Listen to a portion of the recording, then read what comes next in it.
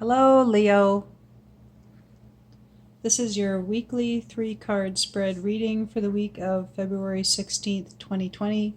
I'm using the Power Deck by Lynn V. Andrews, an Oracle deck. I had to take a bit of a hiatus last weekend from making videos because I wasn't feeling the greatest, and so I was really disappointed as well that I wasn't able to do my videos. But I'm back, I'm feeling better, and I'm pretty hyped about the videos that I've done so far because the readings have been awesome. There's been a lot of serendipitous messages that are kind of mirroring cards, mirroring each other. So it's been great, and I'm really enjoying getting these readings out for you for tomorrow. Well, today, since it's after midnight. So I've pulled Release for your situation card, and then for your challenge card I've pulled Perfection, and I believe this is a card that you've had before. I haven't seen it come up very many times in my readings, but I remember it before in a Leo reading in one of the past ones that I did. And for your guidance card we have Silence.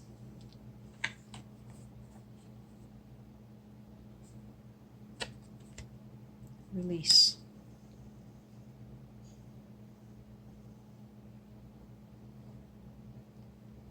Anytime you are possessed by an emotion that you cannot control, know that it does not belong to you. Someone is sending negative energy toward you. And just to clarify that,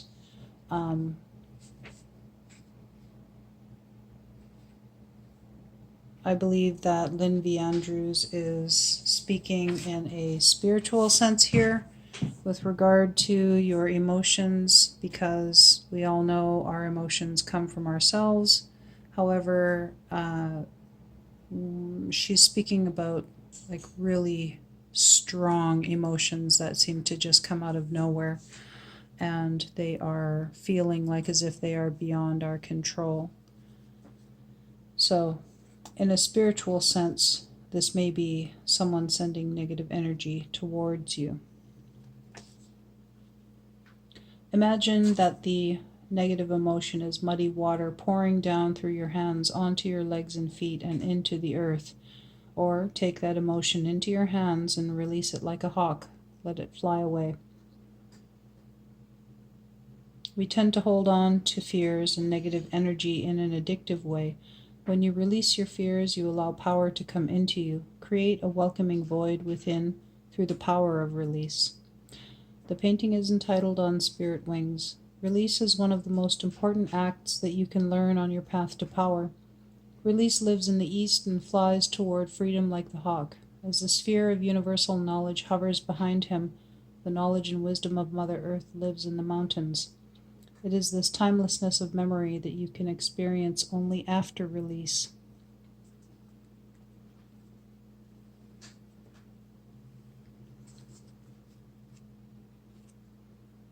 And for your challenge card, we have Perfection.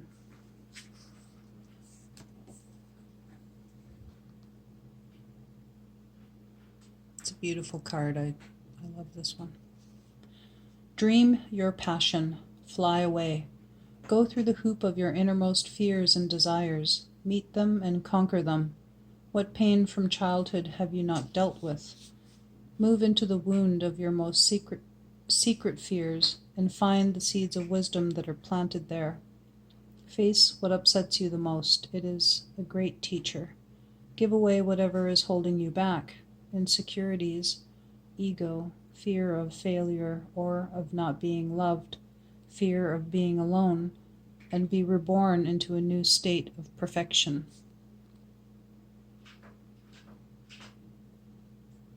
Painting is entitled Joyful Rebirth.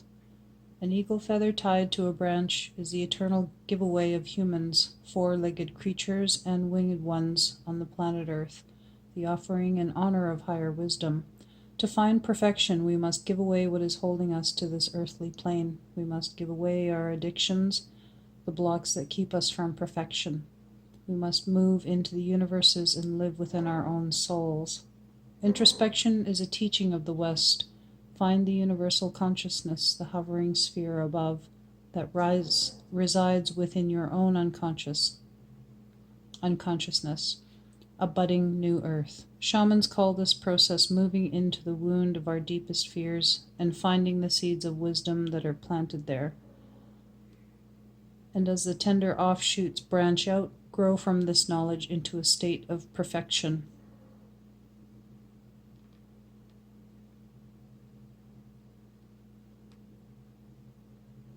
So this also speaks of release.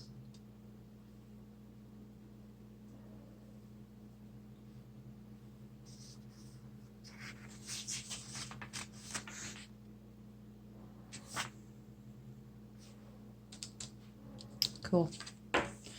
And then for your guidance card, we have silence.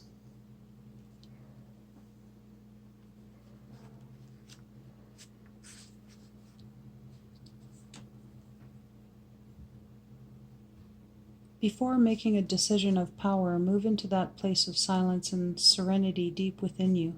Sit anywhere, close your eyes, and follow your breath in and out. On the third inhalation, take the breath down into your belly and locate your place of power, your shaman center, just below your navel. Visualize your place of power holding the golden sun, a disk of radiant brilliance within you. Observe the silence like a deer in a misty marshland. If you are in pain, use your consciousness to find where the pain lives within your body, and then move into that pain and beyond it until you find the source of silence. In the silence lives your sacred witness, that which sees all and knows all and is all that you are. Power is born within the silence. The painting is entitled Magical Appearance. Silence is so very familiar, but we distract ourselves from it and sometimes try to destroy it, feeling terrified by the simplicity and the stillness of our own being. Be the deer stopped in its tracks, in awe of the magical appearance of beauty. Stand in awe at the magic of life. Within your silence are the teachings of the West. Accept what you do not understand and have the courage to explore the mysteries of life. Move into that silent space. Move into that silent place within you. Find the ecstasy that is your true nature. You are the silence.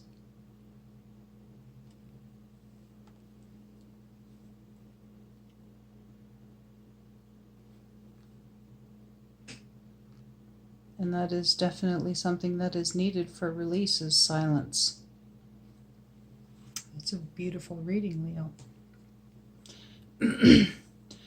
So the additional insight that I have for you is that since I've drawn 2 cards of the West, this shows that you are, or you may be, in a place of you may be experiencing some stronger emotions than usual.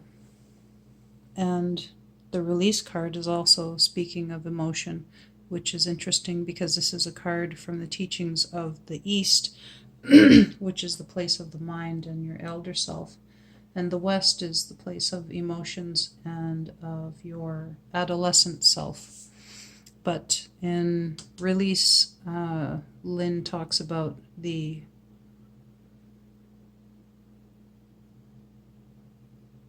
strong emotions that may be feeling like they are out of your control,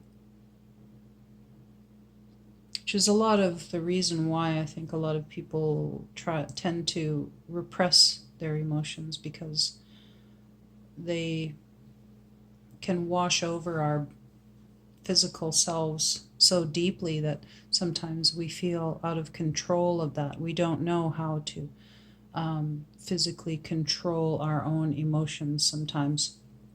And so I've found that yogic breathing techniques and other things like positive affirmations can really help in taming the mind and also taming your own emotions, because yogic breathing techniques there are so many, and they utilize also mudras, they utilize your own energy and also the physical aspects of your body to help you to control, say, like your heart rate, your breathing rate. The breath is very powerful. We all know that without our breath, we don't live. And so it just makes sense that through my experience, I've found that this is totally and completely true, that through your breathing in yoga, you can also not only help yourself, help your body to become more agile and limber, but you can also hurt yourself if you breathe, say, a deep breath during a certain stance in an incorrect manner. That's how important breathing is in combination with yoga. And so I think that it is definitely worth a Google if you are experiencing anything out of the ordinary, such as anxiety or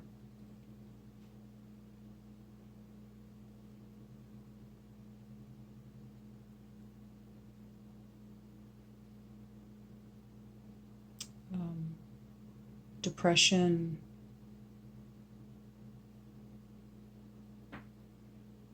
A lot of negative energy just kind of goes hand in hand, like anxiety and depression. They sometimes go together. A lot of people who suffer from one suffer from the other. And I'm not saying that this is any way of treating, say, a chronic condition, of course not. But in the short term, breathing exercises can definitely help you to feel a little more in control of a situation that's going on with your body at that moment, and help you to kind of get past the hurdle of, the worst part of that feeling. And of course, with any emotion that feels out of our control, it's usually something to do with, say, a negative emotion. However, even in, say, love, sometimes you feel like you're just so pumped with this good feeling that you can't control that either. And you just feel like you could just shout to the rooftops, about how happy you are. And even in this way, we can become unbalanced, even though that is a positive emotion. Love is a positive emotion. It is also something that can teeter our wheel and create an imbalance. Sometimes we can forget about important things that we need to do, or we can forget about eating properly, or, when we're in love. So that's all something to remind yourself, that when we're speaking of an emotion that you cannot control in the spiritual sense, it could be any emotion. And so I think for the most part, this is speaking of negative emotions, though. And because of the fact that I drew 2 cards of the West, which is the place of the emotion, the direction of the emotions, and your adolescent self, I think that this might be a heavier week where the emphasis may be on your emotions more than any other aspect of your wheel. And so it's advisable for you to do work in the East, which is the place of the mind, the direction of the mind and your elder self. So do something to stimulate your intellect. And I know for some of you, you may work a lot with your mind, and so this may seem kind of strange. Take away from my videos whatever you find helpful and leave the rest. But even when we're working in a job where you are utilizing your intellect all day, this is something that you must do for your job.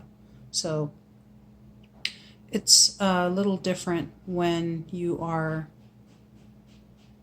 say, in that area all the time. Say you're in that area all the time, you're working, you're always working, thinking, processing information and dealing with all sorts of stuff. It has a heavy emphasis on your intellectual capabilities for your job. And then you see my reading and you think, well, am I really, in a place of the emotions right now? Because like I work all the time, and so, but yes, you may have underlying types of issues that you're not dealing with. You may be feeling a general sense of unease or unhappiness, and this is something that will exhibit in your life because there is too much of an emphasis on one side. And so whether or not you may be in a place of emotion right now, at some point in the week you might need to face that. And so it's just advisable to, at that time, do something different for yourself, like stimulate your brain by taking a different route to work or different route home, or do something different like go for a walk. Here in Canada, it's still winter, so it might be difficult for you to go for a walk if it's crazy blizzard weather out there. But if you're able to, and it's not ridiculously crazy for you to get outside, to just get some fresh air and maybe take a walk in a different part of town or go to a different restaurant or something like that instead of just staying home all the time, cooped up. Try something different. This stimulates your brain physically and also for your mind to stimulate your intellect. Maybe pick up a book. I know it sounds tedious, especially if you spend your days doing a lot of reading, but if it's something that's interesting to you, you're doing this for yourself. You're not doing it for your job. And so it is going to stimulate your intellect in a positive way. So maybe some brain teasers, some type of games that you like to play that, you are, where you're using your mind to, whatever, I don't know, like Scrabble, something like that.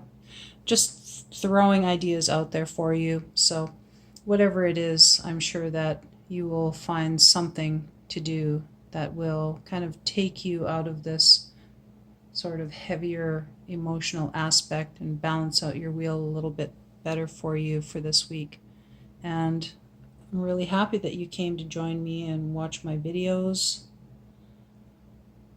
If you enjoyed it, please give it a like, leave me a comment, share.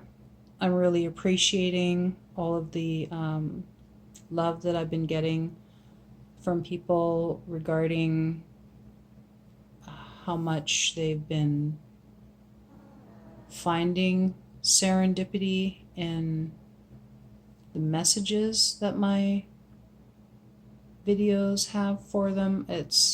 It's really amazing to me, and it just is encouraging. So I will be here next week, and I hope you join me. Thanks for watching.